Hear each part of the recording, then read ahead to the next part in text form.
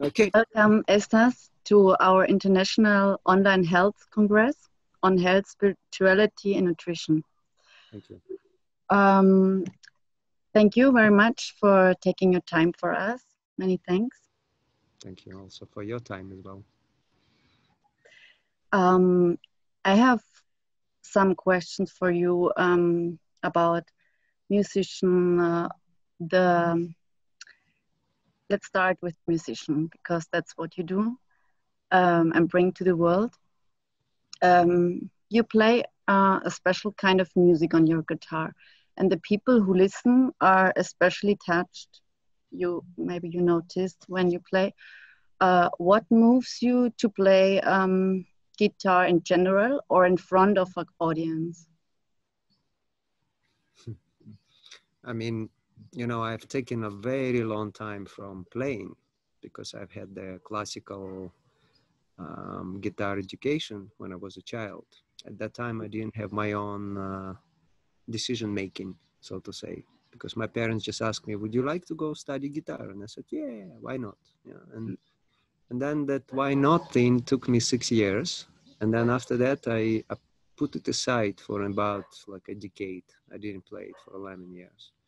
So when I picked it up, I was already quite a grown-up kid, still a kid, but still a kid, you know. So I was about 26 when I picked it up, and from the day one, it was kind of like in front of the public. So actually, it was not like something that I would calculate or construct. You know, it's like I received a gift as a birthday present, and I have taken this gift to the parks, to the metro, to the bus stop, to the, you know, to the, like, through the night, just playing it, touching it, feeling it.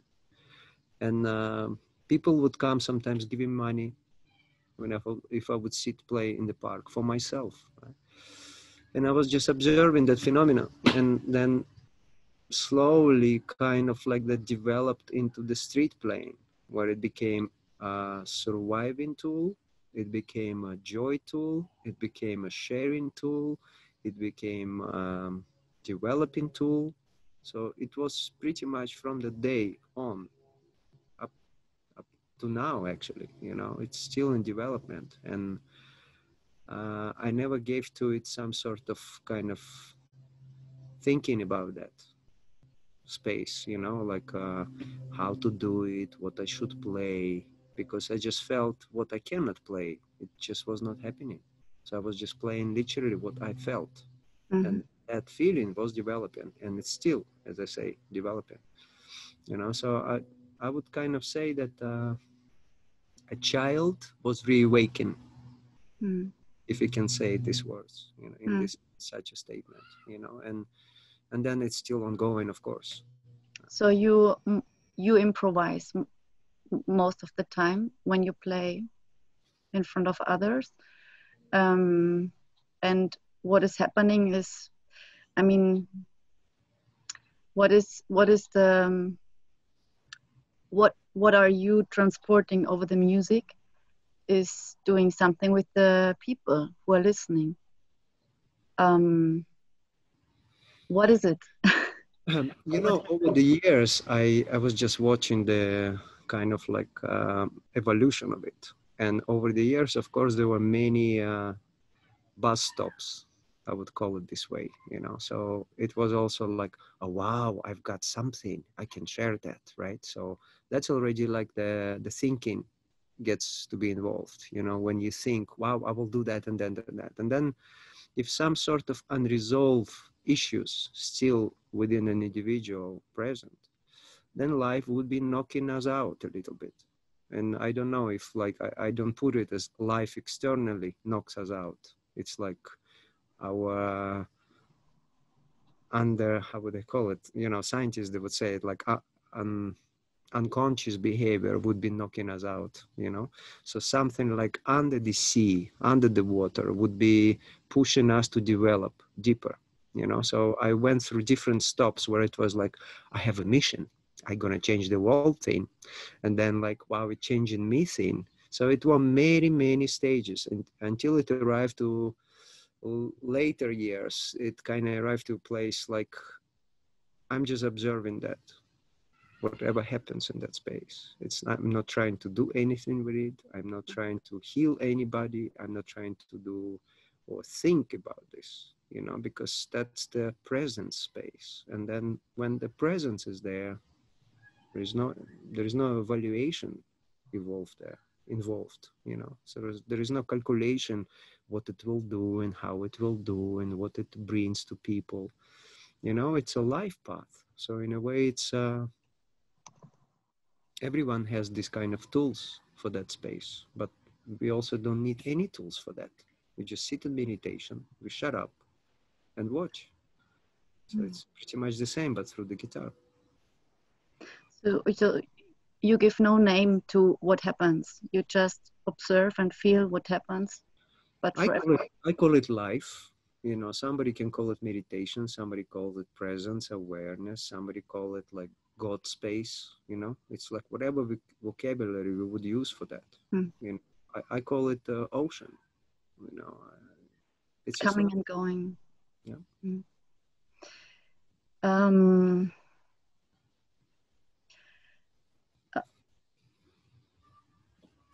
can certain, also music in general moves persons. So like we have for every um, emotional state, we can listen to a different, we can find a different kind of music which somehow supports our emotional being. Like when we are happy, there is music which supports this feeling or somehow expresses this feeling. Um, when you play the guitar, is this also a expression of your emotional state? Absolutely, for sure. Plus, probably it involves and then includes everyone that taking part in it, as visible as invisible, right? Mm. Because visibly, you know, I've done 10 years on the street.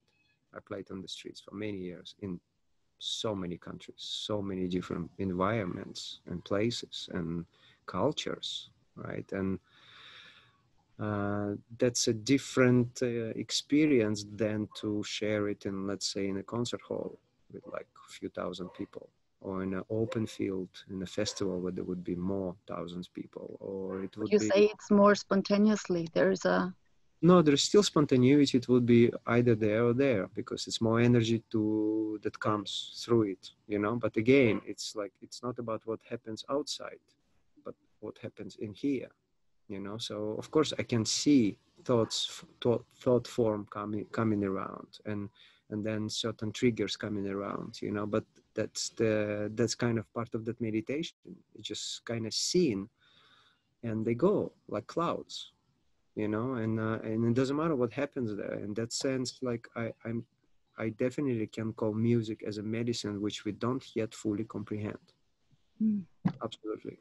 You know. And now more and more musicians are shifting from being just kind of like a pop artist, or just a musician, so to say, even comprehending more definition what it means, actually, what sound does with us. mm, Because what is music in the sense of our standard understanding is not, you know, it's not about playing songs and writing lyrics to it or entertaining people. It's also that, but it's not that, you know. Music is also everything what is playing right now. Do I need to put on some soundtrack for it? No. Very often I don't put any music because there is so much already going on.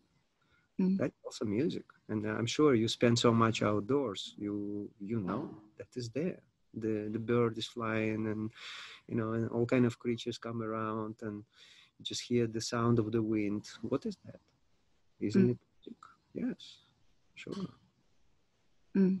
You know, so it's way deeper than what we understand, and I feel like we will explore more. It's coming. It's already here. We will be acknowledging more and more the deepest meaning of it, and potential as well of a sound being a medicine. When you say music can be or is medicine, can it be also the opposite? Like when Well, we the electronic music, for example, or yes, when we but go to the disco or something. well, it depends how we look at it. Because you would think, you know, those, especially those people who are like in so-called alternative circles, they kind of pushing away like the metal music, you know, um, which has its own truth to it. And yet I've met incredible people from those circuits, you Mm, know, softest, beautiful people, mm, which ongoing through their own purification, you know, because that's a way also to scream out, to release some sort of emotions or dance them out, which brings that quality of a medicine anyway. It's not for everyone. mm, It's not for everyone to go and listen to metal music, or listen to house music, or listen to even to Estas, you know. For somebody it could be mantra music, for somebody it could be just like some sort of chants, for somebody it could be Estas, for somebody it could be like a really melancholic sound of I don't know, flamenco music sometimes, you know, some gitanos from south of France. But the thing is that everyone find their own medicine through it, you know. So it's like we cannot really fully put a finger on it and say this is bad, this is wrong, this is right. You know, it's I met really incredible people through all kind of fields of so-called styles, which is kind of ridiculous, all of the styles thing. But and that's part of human bureaucracy, trying to put the title and organize everything into styles and genres and all kind of stuff, you know. mm, But we cannot deny the fact that it does something with lots of people, all kind of frequencies. And for someone it would be this, and for somebody it would be that. For somebody it mm. would be completely just sitting in silence and really just listen to the nature, you know. So a mystery in unfolding. Maybe it has something to do with our cells somehow, that they has to tune with our vibration of the cells or something. I mean, I have few dear friends who used to be kind of more in metal music and heavy music, right? Let's say I met them when they were in that kind of circuit, and that was like about, let's say, 20 years ago, right? Now they cannot even listen to that anymore, which means something did shift. What does it mean? Is it good or bad? Mm. Cannot put a finger on it in that sense, because it exists here, just like a storm. Storm is bad? No, it has its own quality, you know. Would you want to go to that kind of environment? Probably not, you know. But does it do its own kind of work? Does it provide some sort of space for some release for some people? Yes, absolutely. Maybe we can compare it with painting, because it's also very individual what kind of painting style people like or don't. Absolutely. Yes, absolutely. Can you identify a link between the food we consume and the way we see life or we live life? You mean food consumption and living life? Yes. I mean, I'm one of the examples, maybe, just like many of us, because I came from a very traditional kind of kitchen, you know, environment. But it was also like a Russian environment, so we didn't have much like big green salad. So that was not our agenda. Even today, in like Russian-speaking world, it's not a very common thing.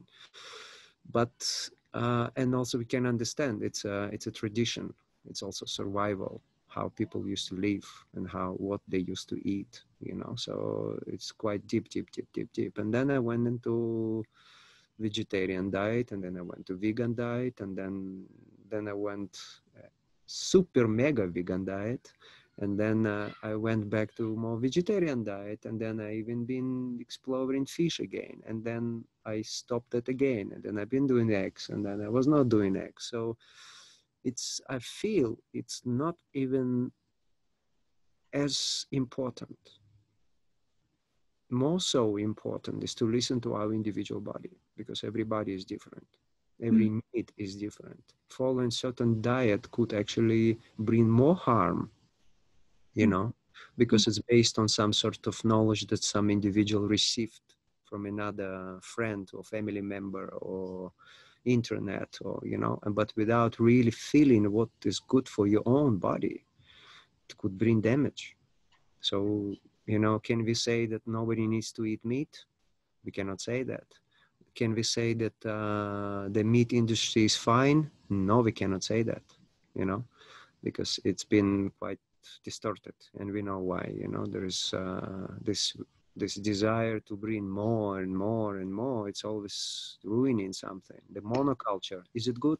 Probably, of course not. You know, it's ruining the earth.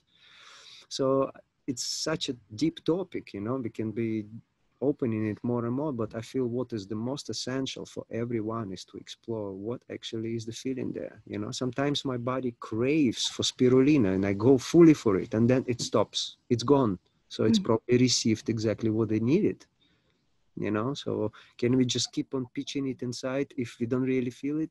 I'm not sure if it's really good also, you know. And maybe for somebody it's really important to find a really nice organically grown animal meat, you know, which would be as a medicine, as essential and important. But again, where is it coming from? How they treat those animals, how they were slaughtered, and you know, it's such a topic today.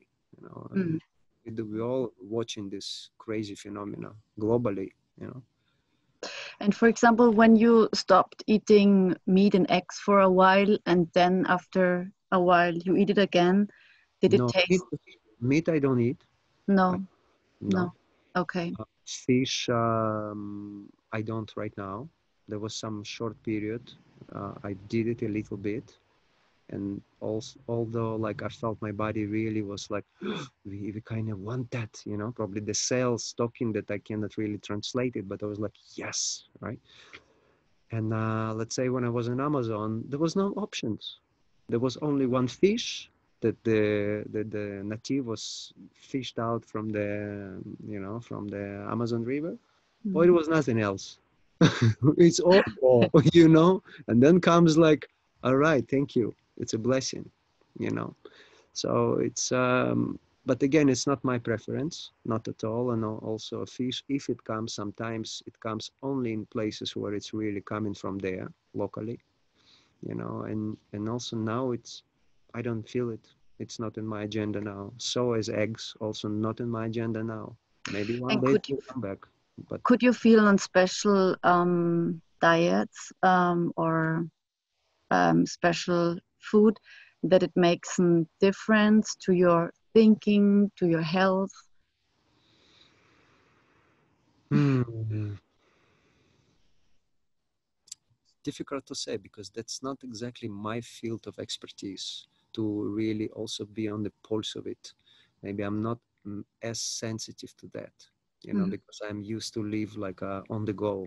You know, I never had like a nice, calm environment when I'm just really can feel the seasons, really feel my body properly. You know, I spent about few decades on the road, not having a home, not being never in one place, which always quite more difficult to really be in tune what's going on, you know. So um, maybe, you know, sometimes I would feel maybe more agitated or more like aggressive also, could be, but this also could be phenomena of so many aspects, you know. It's so difficult to say because what I ate or what I was triggered about or what was going on in my environment, you know. So Mm. I'm maybe not the best example to ask such thing because I've been Mm. on the road, you know.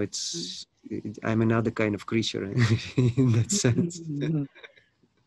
It's only like recently I'm staying in one place for a while, which allows me to feel and explore also some different kind of diets, and I'm still exploring, you know, because when you're on the road, you just go, you take things, you go to nice restaurants sometimes, you go with people who help you to cook, or you cook something quickly and then you move on, you know. It's a Mm. lifestyle. Mm. So what is for you then important to keep your health on a good level? What are I'm still exploring that too. You know, but in my case, what I noticed recently, um, you see, when, let's say, when I used to play on the street, there was some timetable. So I know, let's say 8 o'clock, I have to be up there on the location. Doesn't matter where it is. It's in Los Angeles, or it was in Mexico, it was all over, yeah? Or if it's a concert tour, there is also some sort of timetable. When I'm on my own, and timetable was not my practice over most of my life, it's way more complicated. So slowly now, it's kind of formed in a few poles which are holding my days. And between those days, I can restructure myself a little bit better, especially with all of this free time, you know. So some thinking for the artist is like, oh, if he's an independent artist, so easy. Actually, I don't know what is easy, because sometimes it's even more challenging to be more disciplined about your day and how you eat and what you eat and what time you wake up and when do you go to sleep, with millions of artists kind of like ways of being. So I'm still exploring, definitely quite a topic. So it's complicated, and there are so many like me also in this world, but there is also so many who has these tools. So sometimes we meet, you know, and then we share, and then it's inspire us. So I'm on this topic, challenging, but what to do? A new potential is here to learn something and to apply mm. something. And Hmm. What kind of music are you listening to when you listen to music? all kinds, actually. Quite often, actually, I don't listen to particularly music. You know, sometimes I just can put some tone to listen to. Like in Indian music, you know, they use the and quite often no music at all. And sometimes it could be also tribal music, could be percussion Mm. if I need to bring more energy into something. Yeah. Mm. Also, sometimes could be anything. Could Mm. be anything from Deva Primal to like a super crazy African tribal music. You Mm. know, it's a full spectrum. Yeah, and I don't really have a preference in that sense. And Mm. also I don't have like playlists. I'm not signed for Spotify. I'm not listening to Deezer. You know, it Mm. sometimes comes as a soundtrack of this moment. You know, and I love silence. Mm. Actually, if you ask many musicians, they will say the same thing. Mhm.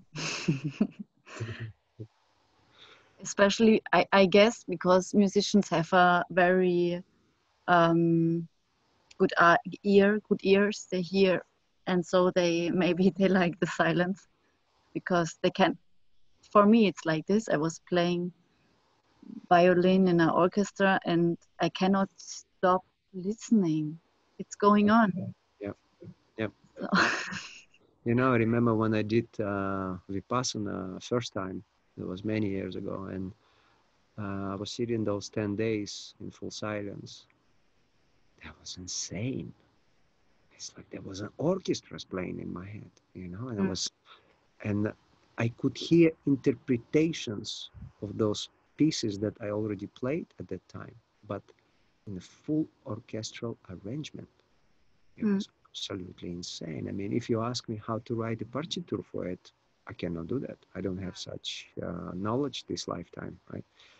But I can hear it, you know. So in a way, music is always there.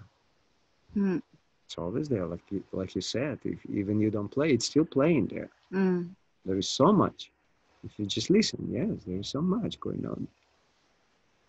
Often we say when we speak to others, the the music make the sound. Is it like this in English? Music make the sound. In German, it's der Ton macht die Musik. Also, so we speak to each other, but it depends on the melody, how we say it, what comes to the other person, if it's aggressive or nicely, how we speak to each other. So, Sure. Yes, for sure. I mean, that's what I was saying earlier, that our understanding what music is not always is the same. mm, You know, also between us humans, but also just in every individual. The thinking of music of certain expression, but it's not necessary. It's like when we speak, there is also music. mm, Some call it frequency, some call it vibration, some call it like there are many names to and definitions, of course, mm, scientific definitions and scholars definitions, all kinds, you know. But yes, we can call it sound, we can call it music, you mm, know. We can say it like the music of my taste, you know, mm, or like the music of my cooking right now. What's the mm, music of my cooking right now, you know? mm. That would be actually interesting to observe that.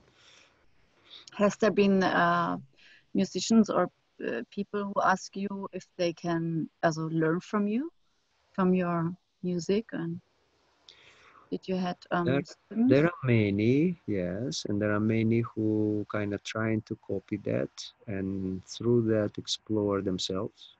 With sometimes if I have this potential, I speak with them, if it's possible. Sometimes I watch phenomena they still lost in the stars because they copy too much and then they cannot really break that pattern. Some taking it into completely different dimension, but I'm not really that kind of teacher to sit and put the hands into right positions and trying to teach them because I'm not a musician and I'm not a guitar teacher. You know, I'm just playing music, but Mm-hmm.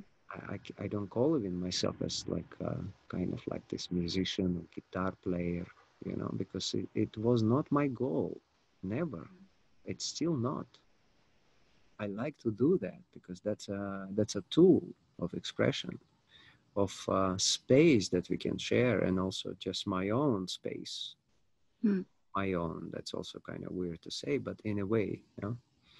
So, so what to teach? You know, we had an experiment a few years ago. We did some sort of like a guitar workshop without it being a guitar workshop. It was in Austria, in the castle of my friends, and it was more like a feeling of it than it was more like a philosophy of it, the connection with it, rather than like a technical aspect of it. Because technical things, people go to certain teachers and they learn chords, they learn progressions, they learn positions, you know, and these are essential parts of technicality, but Mm. these are not the most important ones. Mm. You know, it's like in that anecdote, you know, like the joke that somebody say, wow, that guy is playing millions of notes and there is this guy just playing one, you know. So the one who play millions of notes, he's still searching for that one note. Mm-hmm. You know, and I wouldn't put limit on both of them. Both of them are important. You know, the technicality also important, but this is not the primal thing, you know. And I have the memory of listening to the album of Ravi Shankar in his 90s. It was his last album. Mm-hmm. It was called, I think, Living Room Sessions or something like that, right? Mm-hmm. I think it was like his last album before he transitioned, and it's powerful, Mm-hmm. and yet it's so relaxed. Mm-hmm. His 90s, you know, Mm. it's powerful, but it's like you don't need to prove anything. You don't need to scream out, "I'm here, listen to me," or that's it. You know, it's just a moment.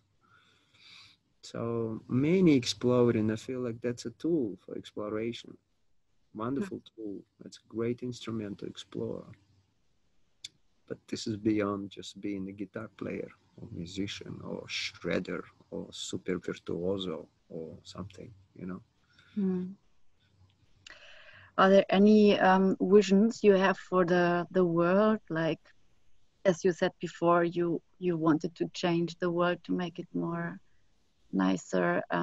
Is there right now any goal or any mission, what you would like to share with others, or which makes it more worth to live life? I mean, of course, considering our nowadays, right? It's complicated state for many, you know, and I thought about this very often. Like 10 years ago, I wouldn't be able to sit like this. I sit now, dedicated to my own inner process because I was in survival, you know. So now I can, and it's probably given to me this potential to sit like this because I need to do this work with myself, you know. Mm. So I feel like that's the greatest gift I can offer to me as well as to everyone I interact with and the world in general. And then of course we know it's like if you want to change the world, go inside and change that. But what does it mean? You know, and it's like if we go and explore ourselves slowly, if we see repetitions in our life which cause in certain behaviors, it's a great way to go explore ourselves. And then when we go there, oof, there is so much there, because what runs our behaviors and interactions very often are those invisible programs that we carry in. And sometimes they're the ones who we bought from somebody, you know. If some people believe in past lives and incarnations, that also has to do there. We're not really coming here fully blank, as some believe that we come full like a blank page and nothing is there. Oof, there's so much there already. And yet there is also this one more layer which happens in this life, you know. But if we don't need to go into any lives, it's all right here. This life, everything is here. So when we look at this life, that's the greatest work everyone can do for the world, is to Mm. explore and purify that and to see that. And also, if asked, help maybe others on the way, but not trying to bang at everybody's head and saying, come on, let's go change the world. How shitty everything is going on. Let's go in demonstrations. Let's. If it's a calling, could be, you know, if that's the calling for 100 or 1,000 or million individuals, maybe that's what needs to be done, you know. But I looked at this right now more like from inside out, and yet watching what comes from outside in, what triggers that insight, you know, and I feel that's the most probably essential at the moment for Estas, you know, to continue purify and clean that. And then on the way, maybe that could be an album, maybe it could be a book, maybe it could be 10 books. I don't know yet. It's a potential. It could be poetry, it could be film, it could be series one day. I don't know. How does the process look like when you when something in outside happens and you look inside? What is it doing with you? And then you said you clean it. What is it? What you look at it, and so for many people they are at the beginning to look inside and um, to work with yourself. But what does it really mean to? Well, imagine, just an example. Someone had, let's say, relationship, one relationship, two relationship, three relationship, right? Something is not working. Well, those three stories, let's say, or 5 or 10, or let's say somebody who is working a certain job and then they were fired 3 times or 4 times. And, you know, the first reaction, what human does, they pointing the finger out towards someone and saying, hey, because of you, I feel like that. You did this, so I feel like that, right? And, you know, it's one of the kind of like a Buddha stories, right? So you don't look at the finger, you know, but you look what it's pointing to, what's going on there, you know. Basically, it's not about like the other, because that's a potential for something to be seen, you know. And then if a repetition is happening 1, 2, 3, 4, 5 times or so in any meeting with someone, we see a repetitive emotion that comes around.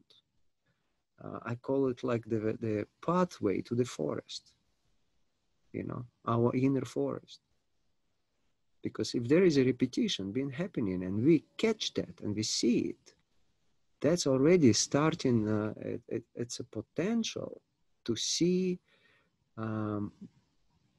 what is this about without pointing finger at someone else.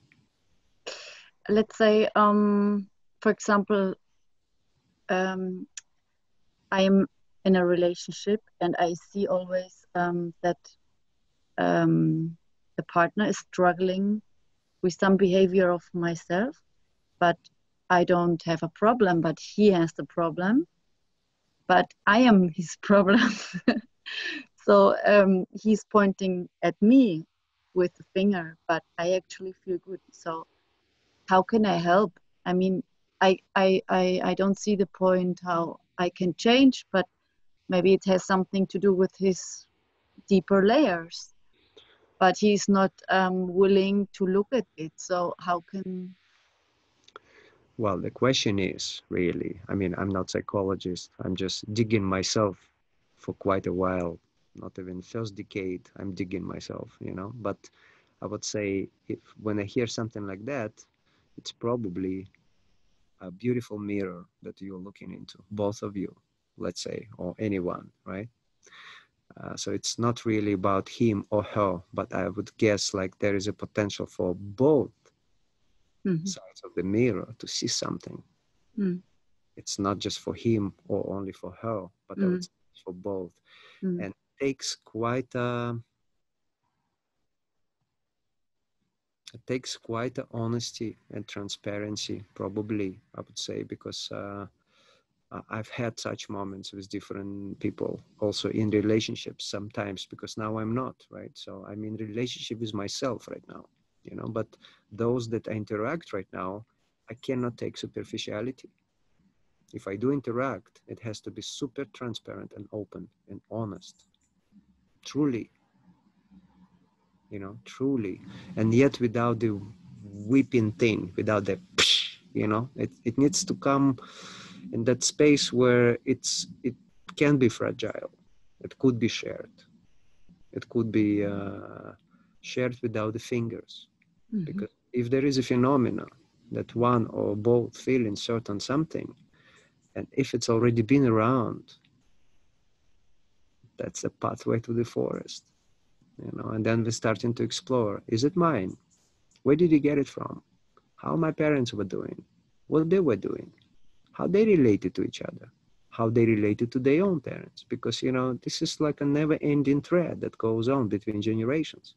I'm not talking about the metaphysics of it. It's just also physics of it, also just basic psychology. And yet there is also metaphysics of it as well. Souls meeting for some purposes, some purification necessary needs to be done. You know, so I would say really transparency and open heart space where we could meet. And not with everybody it's possible. And maybe not right away and not on every round. It could be another round. It could be another round. It could be another round. You know, it's I started to go on the trips with my parents this whole year, discussing things we've never done before, opening topics we've never done before, you know, and yet gently. Because imagine people with more life experience, so to say, it's like a hard drive that is full, you know, it's like slowly, because for younger generations already difficult. Imagine how it is difficult for older generations who've been around and had so much experience that, and they're not used to speak like that. They're not used to be open. They're not used to truly share what's going on inside of them, you know? So it's like, did you eat? Yes. Okay.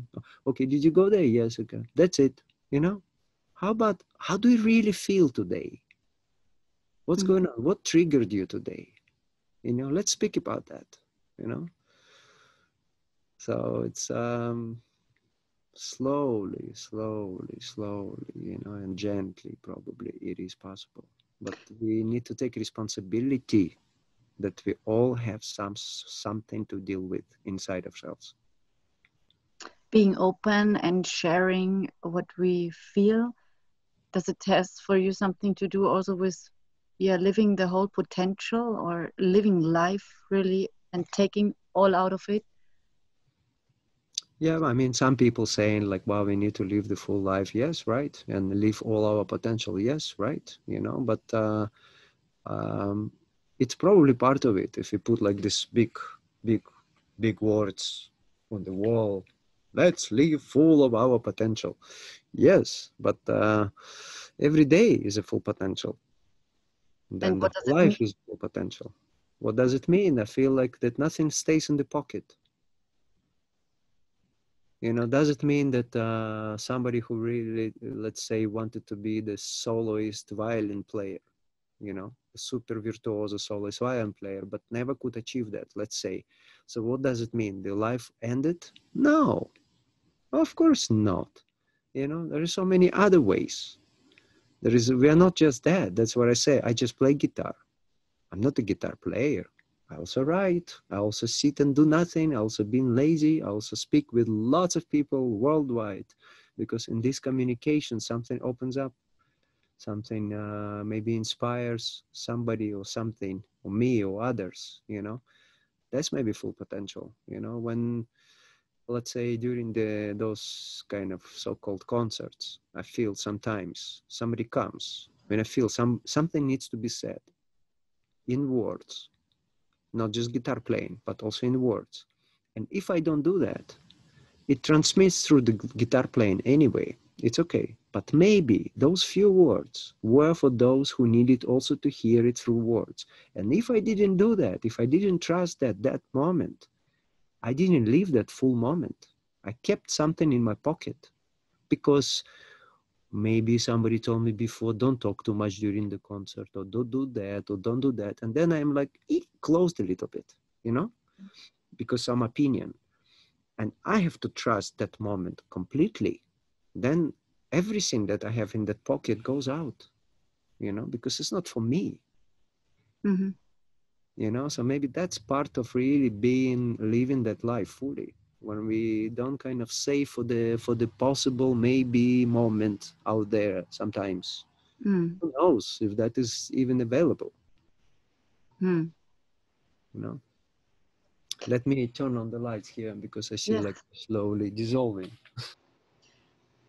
Do you, if you would share with the people here outside who listening 3 tips for their life, what would it be? To live their life happy, healthy. Yeah. Wow, I never thought about this, but it's a good thing. Well,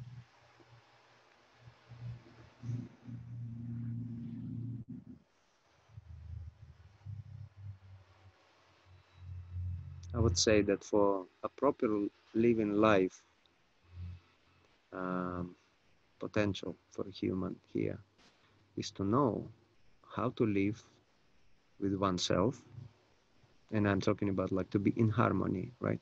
Is how to be in harmony within oneself, how to be in harmony with others, and how to be in harmony with the environment. These are the 3 maybe quite important, essential topics that an individual can develop and explore.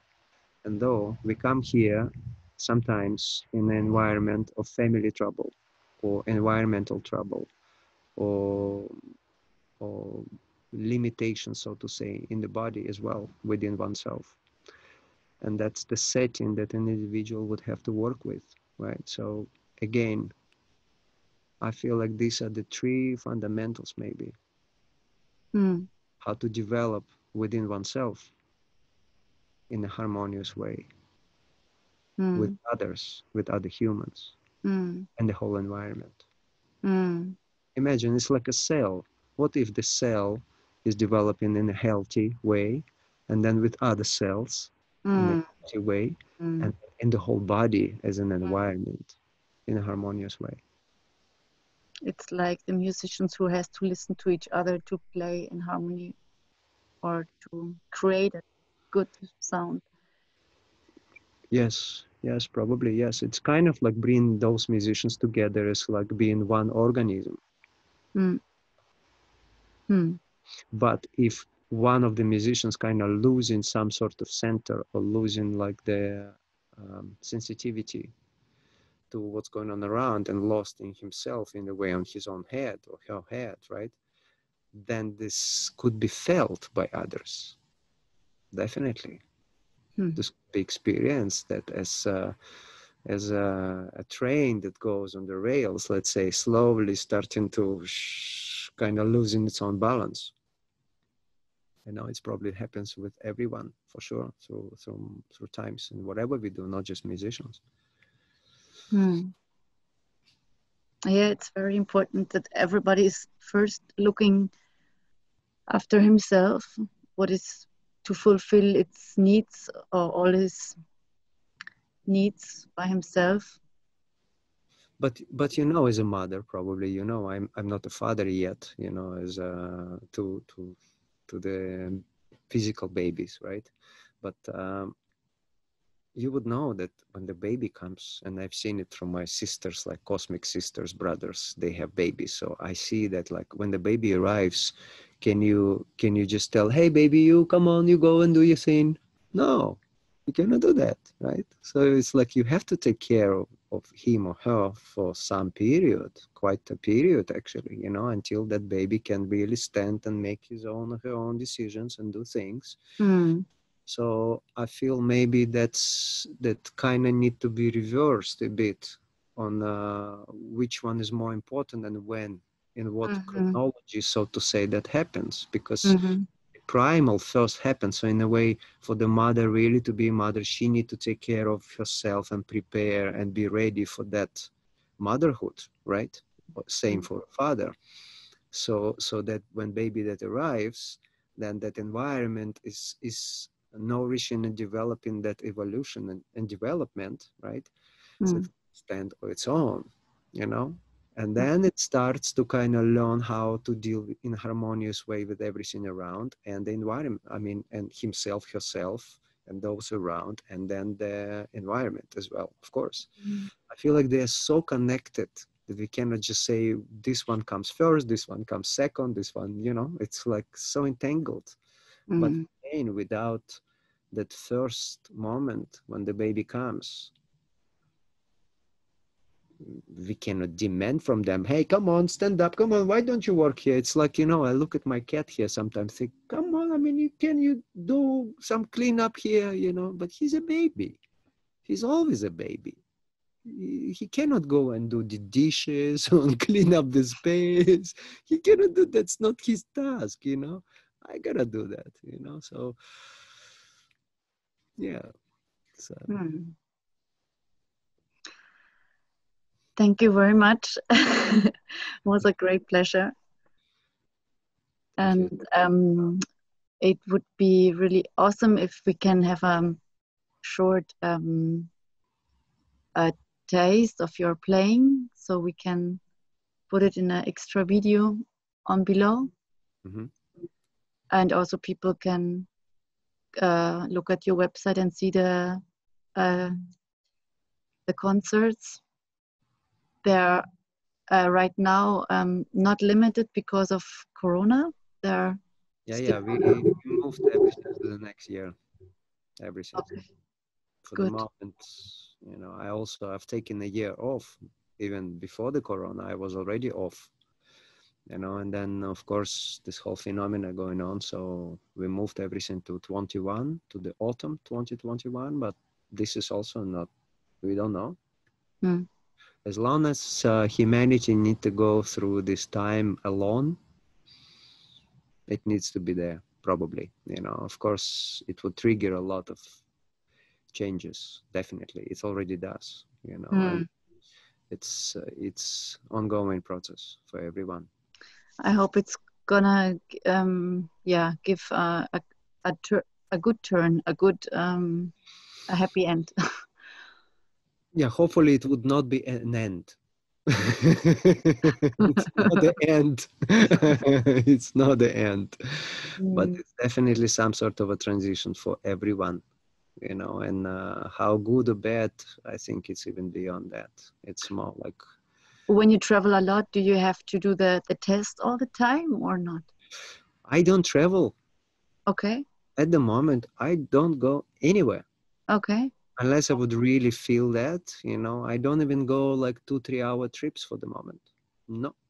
I do my thing, not because I don't want to go travel. It's like I've had a lot of traveling in my life. I need to do some work right now, and it's another kind of work. You know? So I don't have to run around and do my guitar play in some places. You know, I use this time right now for something else. But creativity is still happening. Of course, we're doing a lot of things and projects ongoing, but it's also quite an inner time. And you're not alone. You have some friends or people around you. Cat. I have a cat. I mean, cat has me because that's his house. No, but I have some few dear friends around. I don't see them much, you know, but I am in contact with many people worldwide in many countries. So I can observe what's going on in the countries, so-called countries, because it's a weird thing, all these borders and countries and passports. But it's also important, I feel like, to nourish our connections. It's important to keep developing our connections worldwide, to deepen them, and to walk through these times right now together. Very important.